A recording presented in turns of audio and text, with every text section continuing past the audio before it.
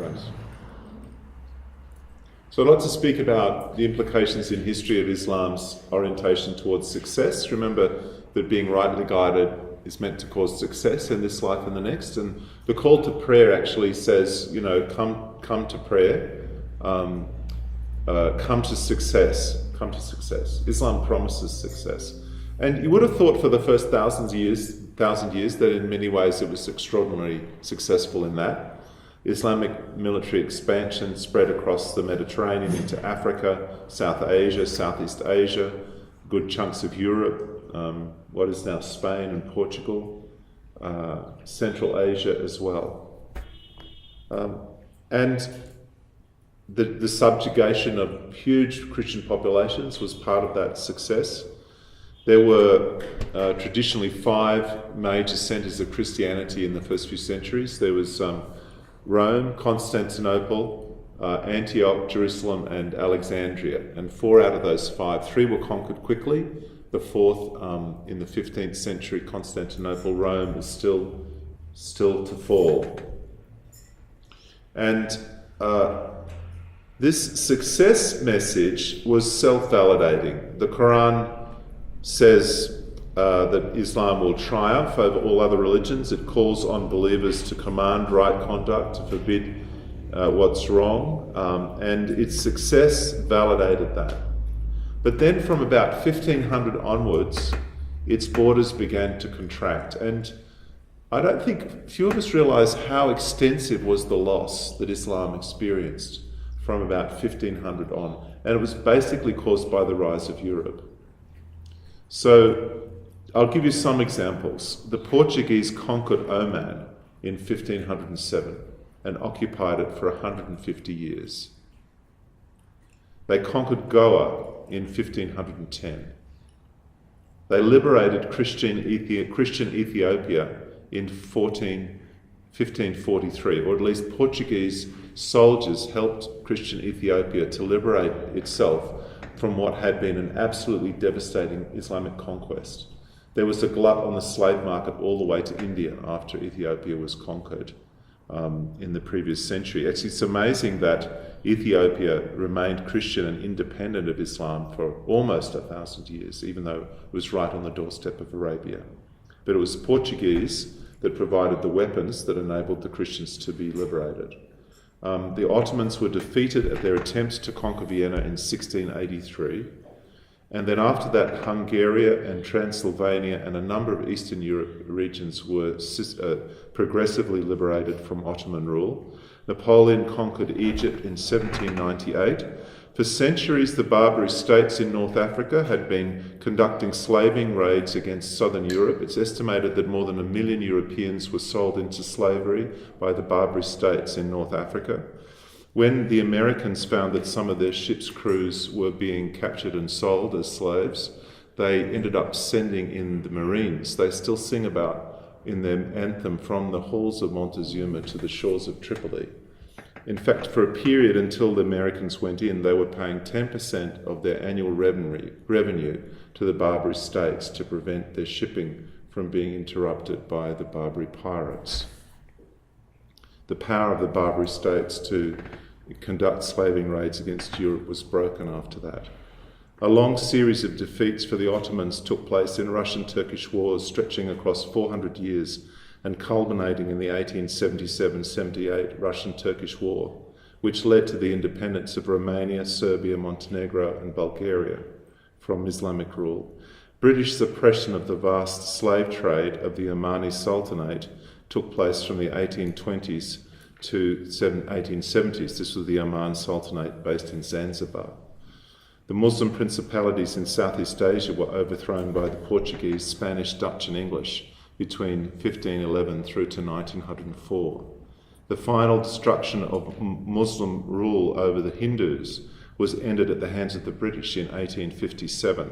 The Ottoman Empire was dismantled in the aftermath of World War I, leading, for example, to the liberation of Greece, which had been under Islamic rule for the best part of 800 years. The establishment of the modern state of Israel in 1948 in territory formerly ruled by Islam, and including a very large number of Jews who emigrated from Islamic countries to get to Israel, is being considered by Muslims to be the crowning humiliation in almost 500 years of defeats. Another part of the decline of Islam was the gradual improvement of non-Muslim communities living under Islam, and there are repeated lamentations that you read in Islamic literature from the 18th and 19th century complaining about the improving conditions of Christians and Jews who were making themselves equal to Muslims in their dress and in the way they were behaving. Now, in response to this crisis of defeat, when you have a religion of success, if you have a religion of success and you're being defeated, there's a problem. You know, it's like saying judgment will fall upon you and then it doesn't come. What are you going to do about this crisis? Revivalist movements began. And all the revivalist movements share one big idea. That is, if Muslims are strictly following the Sharia, if they're on the right path, they'll be successful. So there's a program then to implement stricter Islam in order for Muslims to be successful in the world, which means they'll be dominant politically, militarily, culturally, in every way. So you have the Wahhabi movement that begins back in the 18th century, a movement to purify Arabia. The Deobandi movement beginning in the 19th century in India, which is now a huge movement. The Tablighi Jama'at began in 1927 in India. The Muslim Brotherhood in Egypt in 1928. Jamaat-e-Islamiyya in India and Pakistan in the 1940s. Hizb ut-Tahrir in 1953. The Organisation of Islamic Cooperation, which is the biggest international association of nations outside of the UN, was started in 1969 after the disastrous war against Israel. The Iranian Revolution in 1979 was heralded as a revolution to introduce true Islam again, and therefore to make Islam great in the world. A lightning bolt of excitement went through the Islamic world when that happened. Hamas arose, founded in 1988. Al-Qaeda in 1989. Abu Sayyaf in 1991. Boko Haram started in 2009.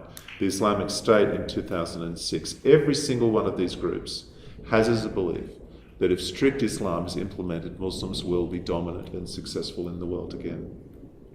And there's a huge amount of literature written by their gurus and their guides. Mark Durie, who is an Indian Muslim, wrote in a book called Let Us Be Muslims, which has been extraordinarily influential.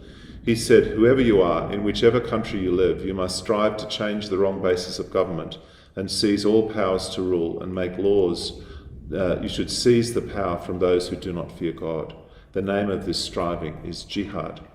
If you believe Islam to be true, you have no alternative but to exert your utmost strength to make it prevail on earth. You either establish it or you give your lives in this struggle. ISIS, one of its goals is to rid Sunnis of the oppression of the rejectionists, that's the Shiites, and the Crusader occupiers, the Europeans, Americans, Westerners, and to restore rights, even at the price of our own lives, to make Allah's word supreme in the world, and to restore the glory of Islam. Restore the glory of Islam. This is the revivalist movement in this tradition. Now, when the Soviet Union fell, this was regarded by the revivalists as a proof that the program was working. So Sheikh Abdullah Azam's tract or book called Join the Caravan, which is banned in Australia, by the way, he says this: the struggle which Sheikh Azam was a revivalist preacher, the struggle which he stood for continues despite the enemies of Islam. And then he quotes the Qu'ran. They seek to extinguish the light of Allah by their mouths, but Allah refuses save to perfect his light, even if the disbelievers are averse.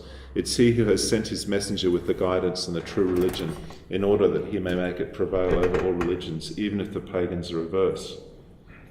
And then the writer goes on to say, since the book was written, that is Sheikh Azam's book, the Soviets have been expelled from Afghanistan by Allah's grace, and the entire Soviet Union has disintegrated. So what they're saying is the Soviet Union fell apart because they were defeated by the Taliban in Afghanistan. So if this revival movement could destroy the Soviet Union, why couldn't it destroy the United States or Europe or indeed any power that stands against the glory and the revival of Islam? So the first crisis of Islam for 500 years was the rise of Western power, Christian power really, from the point of view of Muslims, at the expense of Islam, of political Islam. Then you have the revival response from the 18th century to the present, culminating in something like the Iranian Revolution, an attempt to implement pure Islam. But then there's another crisis that happens, because if you tell Muslim people that when strict Islam is implemented, utopia will break out, all their problems will be solved, there'll be no more injustice, there'll be no more stealing, because you'll cut hands off thieves so no one will want to steal. But then what happens is they find out that the people in power are the ones that are stealing. The Ayatollahs are stealing, and who's going to cut their hands off? And the whole system becomes corrupt. And so you have groups like the Taliban, the Iranian Revolution, the Algerian Islamist revolution, the Muslim Brother fiasco in Egypt, the failure of Turkey under Islamist leadership, which is going in a very difficult direction, Khartoum's genocidal campaigns against its own citizens, Christian and Muslim. They've killed more than 1 million people in genocidal attacks against the southern Sudanese who are Christians and animists, and also against Darfuris who are nominally Muslim. The Islamic State in Syria and Iraq and all its destruction. Every single one of these situations, huge casualties and destruction has been caused in the context of groups claiming to have the mantle of Islamic revivalism, restoring the glory of Islam.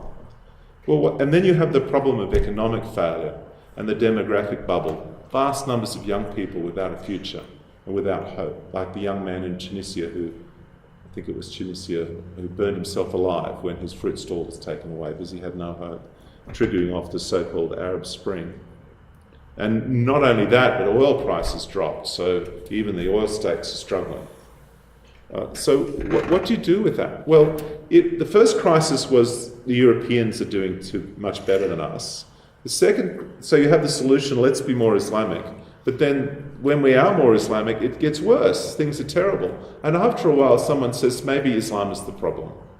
So the Muslim Brotherhood said for decades, Islam is the solution. Are you poor? Islam is the solution. Do your children need medical care? Islam is the solution. And they put a lot of effort into doing social justice work at the grassroots level to help people in need. But when they took power, they appointed terrorists to run provinces. And people were being killed, women were being abused.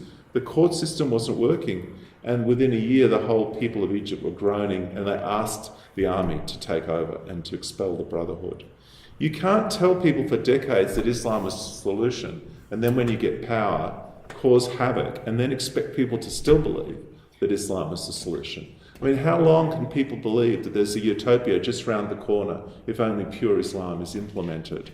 And what's happening is that huge spiritual confusion and anxiety has resulted across the Muslim world. And different nations are in different stages of this confusion or anxiety. Let me give you an example. Iran, the Iranian Revolution in 1979, there were about 400, 500 converts from Islam to Christianity in 1979 at that time, up until that time. This was after more than a century of missionary movement in Persia. And since then, however, it's estimated that as much as 1 million Iranians have become followers of Jesus. And Islam is intensely disliked by the vast number of people in Iran. And it's very frightening for the government in Iran. They're anxious about house churches being formed. I heard the testimony of the Assemblies of God Church, which existed in Tehran, opposite Tehran University. It had a few thousand members. The government shut down all Protestant churches. They let the Armenians continue. And now they have 15,000 members in house churches meeting secretly. And this is kind of revolutionary, what's happening in Iran. Iran is converting to Christianity. You can't go from 300 to 1 million in 40 years and not look forward in another 30 years and say, if that rate continues, Iran will be a Christian nation. So they had the first revolution, and they're also the most open to the gospel. I mean, I have lead a congregation of Iranians in Melbourne and know them very, very well. They don't want anything to do with Islam. They dislike it. They can't believe that in Australia we give it the time of day at all. They think we're making a terrible mistake. to just treat it as yet another culture in our multicultural mix. I'm not advocating for persecuting Muslims or anything, but their position on Islam is much, they have a very visceral view. And these are especially the young people who grew up since the revolution. But it's not just there. My friends who are working in the Middle East amongst refugees from Syria and Iraq, they said they've never seen so many Muslim Arabs coming to the Lord, coming to Christ. Churches in Germany are full of refugees who were Muslims a few years ago. It's ironic, isn't it? And the changes that are happening. I sometimes speak to groups and I say, imagine a world in which China is a Christian superpower, in which Iran is a missionary Christian nation evangelizing into Central Asia, and in which France is a Sharia state with a nuclear bomb. And what sort of world will it be, because of the changes that are happening? In France today, there's more than 100,000 converts to Islam. French people have converted to Islam. And the world is changing. But my main point here is that the crisis in Islam has been building for hundreds of years. It's very deep, and it's unrolling from country after country. The numbers of people turning to the gospel are huge. The huge need is discipleship, discipleship, discipleship. Who's going to disciple these millions? Who's going to help them change and develop a new Christian culture, change a whole worldview? It's fascinating working with the Iranians in Melbourne because what they're desperate for is to build a whole new life. Everything needs to change. All their values need to change. The destructive values that they recognise they're not happy with at every level needs to be rebuilt. So you're just constantly teaching emotional health, relationships, what does it mean to follow Jesus? This is how you do family life. You shouldn't curse your children. This is how you treat women. That's what they want. They know that everything's messed up and they want it to change. But imagine you've got millions of people asking for that help. Who's going to provide that? Where are those disciples going to come from? By the grace of God. Miraculous movements. There have been a number of books written about this. Jerry Trousdale's Miraculous Movements, how hundreds of thousands of Muslims are falling in love with Jesus. Or David Garrison's A Wind in the House of Islam. And it's striking that where there have been some of the most aggressive Islamist movements, there have been the greatest turning to Christ. Iran is an example. Algeria is another. They had a very bloody Islamic revolution that was put down by the army, and now there are tens of thousands of Berbers that are turning to the Lord. Garrison says, at the time he wrote his book a few years ago, that there are at least 82 what he calls people movements to Christ among different Muslim groups. A movement is at least 100 churches planted or 1,000 believers baptized over a 2-decade period. He said there were 2 such movements like this in the 19th century. There were 11 movements in the 20th century. And between the year 2000 and 2012, there were another 69 such movements in the Muslim world. And this is all over the Muslim world, from sub-Saharan Africa, from Persia, from the Arab world, from Central Asia, South Asia, and Southeast Asia. The fields are ripe for a great harvest such as never been seen in the world of Islam in 1400 years. I could tell you many testimonies of people who've come to faith out of an Islamic background. God is doing amazing miracles. He's speaking to people in dreams and visions. He's challenging them in unexpected ways. And I think we, as part of the church, have a responsibility to ask the Lord, how can we help? Send forth labourers in the harvest field. Lord, what can I do to help? One of my friends is a man who's around 50. He was damaged by chemical warfare in the Iraq-Iran war and later became an organiser against the government and was involved in a demonstration where he was really badly beaten up by the government officials, so badly that he was in a coma for quite some time, and when he came out of the coma his body was paralysed and he was unable to care for himself. One day he was watching TV and his wife went off for something, and he happened to be watching a TV evangelist who was saying, just call out to Jesus, call out to Jesus. He fell asleep, and while he was asleep he had a dream where he found himself in a garden, and it was a night, dark night.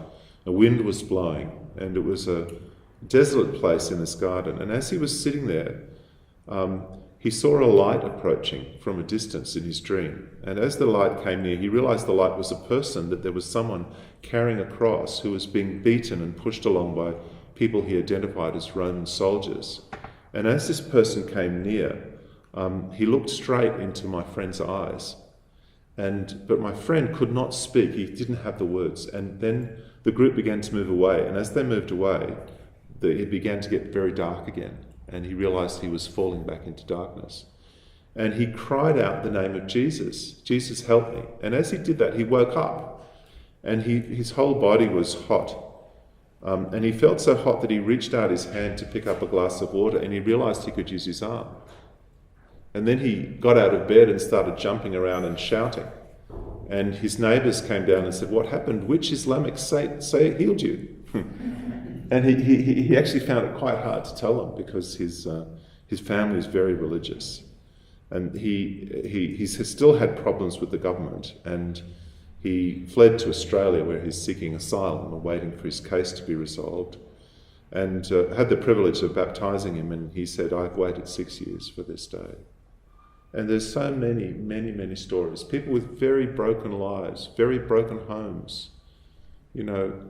People who've suffered sexual abuse, who've been tortured, who've been drug addicts, who've just so much trauma in their lives, and they're just turning to Jesus, and they're asking for him to show up. And he is. He's doing these amazing miracles. I'm an evangelical Anglican. I went to a good evangelical college, but I suppose you could say I have a charismatic twist in me, and I believe in the power of God to heal, and I have a high expectation. We've seen many miracles of God and deliverance, and I believe in a God who is active in this world. But I've never seen so many miracles as I have amongst the Iranians. I've never seen so much demonstration of the power of God. It's like the Holy Spirit is impatient for them and has a heart for them, is saying, "I've had enough. It's time. I want them back." I had another couple who came and they came into church, an Iranian couple. They looked really pretty traumatized and worn out. And they shared to me later that their relationship was on the rocks. They weren't married.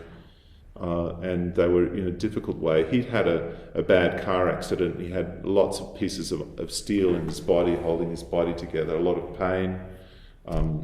It was hard to drive in a car. They had to drive an hour and 20 minutes to get to church. They still do. They're there every week. But because of his problem with his back. And anyway, I prayed for them. I prayed for peace, and I prayed for healing for him. And the next week he came back and he said, "Look, my pain is just almost gone. It's gone from 7, which is pretty high level, to 2, which is almost, you could just forget about it."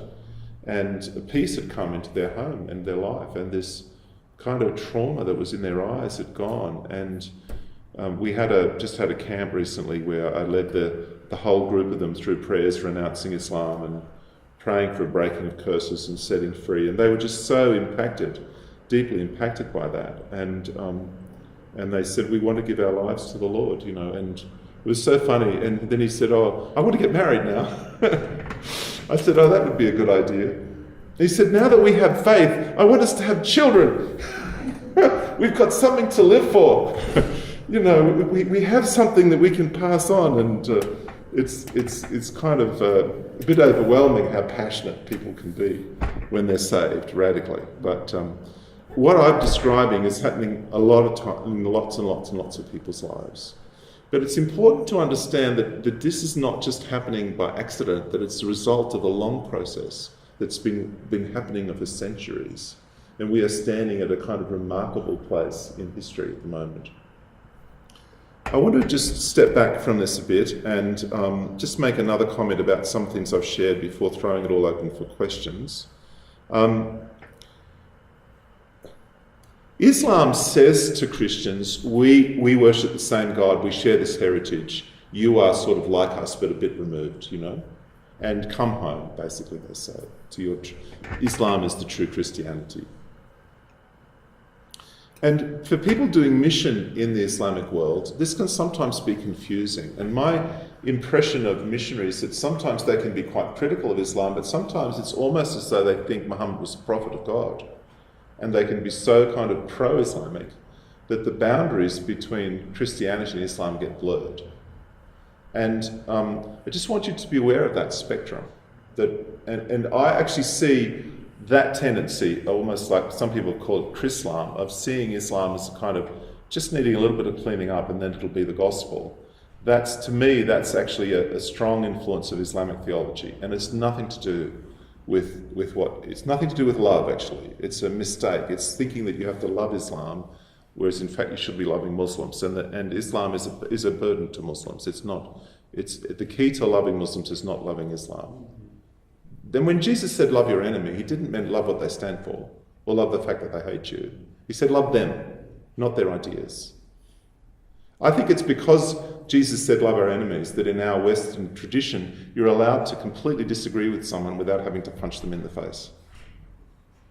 You know, you don't have to agree with Islam or think Muhammad's righteous or praise Islam in order to love Muslims and to be willing to share the truth of the gospel.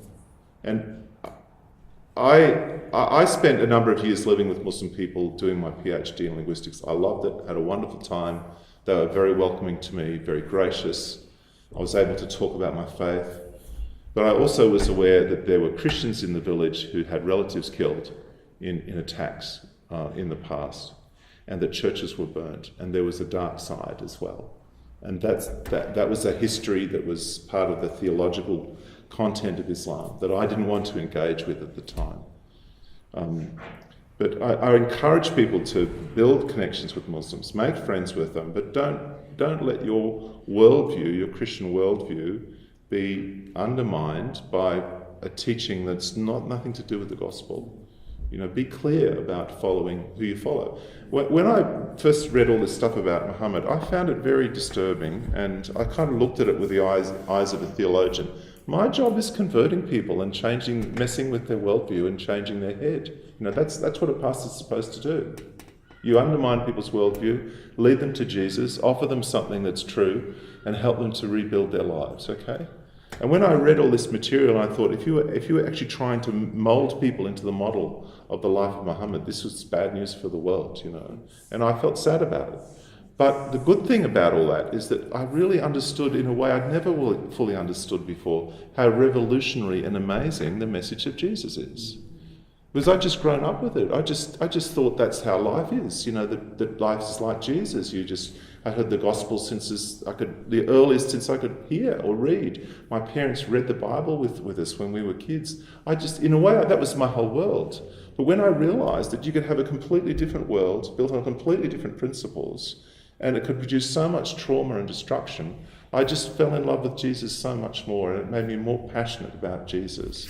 So that's really where I want to leave you, to encourage you to be bold about Jesus, to be aware as a theological college that there's this incredible need to equip the nations, and to be aware of the challenge that's ahead, and that sometimes people get confused by these teachings and these doctrines. And it's good to know the truth and also to live in love as well. I'm going to throw it open for about half an hour of questions, and we'll see how we go. Yeah, Jenny has a question. Thank you.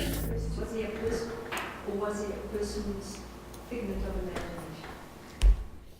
That's a really good question, and I actually don't know the answer to that. I think if you'd asked me 5 years ago, when I'd read the life of Muhammad and all the Islamic sources, I would have said he is real, because I found the story so complex, so interesting, and I couldn't believe how anyone had made it up. But since then, I've looked at other evidence which has made me see that there are severe problems with the historical account of Muhammad. And some of those I've mentioned. For example, the Qu'ran has such little reference to a person called Muhammad, only mentioned 4 times. There's almost no reference to Mecca and Medina. There's also lots of references in the Qu'ran that don't make sense, like the Qu'ran says, look at the olive trees, look at the flowers in the fields, they are signs of God. Now, if you're living in Mecca or Medina, there's no fields, there's no olive trees. The Qu'ran berates Muhammad, his enemies are berating him because he doesn't own a garden. Like, this messenger is not important because he doesn't have a garden. There are no gardens in Mecca. It doesn't make sense. Like, Mecca's the wrong location for this text. And that throws into question everything. There's also historical issues, that the words Muslim, Islam and Muhammad only appear in the historical sources quite late. And the earliest references to Muhammad outside of Islam are references to like a military leader or a tribal ruler. It doesn't seem to fit the religious brief of the Quran. There's the geographical problems of there's stories in the Quran that don't make sense. Like there's a description of trade in Mecca that scholars have critiqued. There's problems about the Jews. Like there's archaeological problems. Like in Mecca and Medina, I've spoken to people who have connections into archaeology, and there's actually no archaeology in Mecca. There's nothing there at the time of Muhammad. No one has ever found anything from that time, evidence of settlement. The archaeological evidence comes from later. So there's lots of gaps in history. Another interesting thing too is that there's a Canadian guy called Dan Gibson, and he did a study of the way mosques are oriented. And he looked at all the earliest mosques and he asked, which direction do the mosques face? In that time, Muslims and also Jews prayed in a particular direction, to the east or to Jerusalem or to something. And so you build a mosque facing in the direction you pray. And what he found is that for the first century of Islam, all the mosques faced Petra, century and a half. And then they begin to move until they finally all face to Mecca. But that happens 150 years after Muhammad. And that's completely inexplicable from the historical sources. Also, the dialect of the Quran is definitely the dialect of Petra. And the gods that are mentioned, the pagan gods that are mentioned, like Allat, are Petran gods. They're not known to be the gods of Mecca. And the Meccan dialect could not possibly be the dialect of the Quran. So there's all these problems. There's problems with the historical account. Then you've got the problems of these manuscripts that seem to date back even before the life of Muhammad.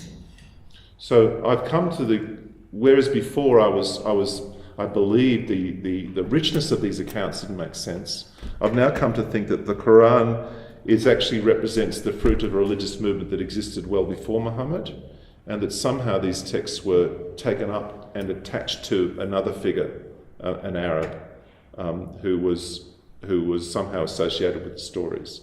The Arabs were rising around the time of Muhammad, and they became a major force, and this became their religion, and somehow it happened. But I'm not a historian enough to be able to put it together. So there are serious doubts about the historical Muhammad, whether he existed. It's a bit of a. I think the Muhammad of the Hadiths, the traditions, is a powerful construct. You know, he has a personality. The Muhammad of Islamic history has a character, a history, a biography, a personality. But is it completely fictional? Perhaps it is. I'm not sure. Then you've got the problem, as I said, of all the evidence that all these hadiths and traditions were made up. They seem to support agendas that don't fit at the time, or they seem to be post hoc explanations of the Quran. So that's another reason why the history is problematical. Yeah. That's why when I did the thesis on the theology of the Quran, I said, let's just ignore Muhammad, ignore his biography, ignore all the historical sources, just throw that out the window and read this as a work of theology and say, what does it say? And you actually notice lots of things that are not picked up in the story and are not emphasised, that fade away and become less important, but they're actually really important in the story. If you're going to read about the life of Muhammad, read Ibn Ishaq's original, the translation of that by Guillaume, which is, read the original Arabic. It's hard to read. Ibn Ishaq. It's called The Life of Sirah. It's The Life of Muhammad. You can get it off, I think it's Oxford University Press, and it's translated by Guillaume. I'm not quite sure how you pronounce his name. It's actually originally written by Ibn Ishaq and edited by Ibn Hisham. This is the earliest available biography of Muhammad. A large part of the earlier part is prehistory stuff before Muhammad, but that's, if you want to actually read the life of Muhammad this is originally supposedly written about 150 years after him, and then edited about 200 years after him by Ibn Hisham. And I mean, if you knew someone who wanted to become a Muslim and you were worried about that, I'd say, have you read that? You know, how can you become a Muslim if you've never read an early source of his life? It's like becoming a Christian without reading the Gospels. It doesn't make sense.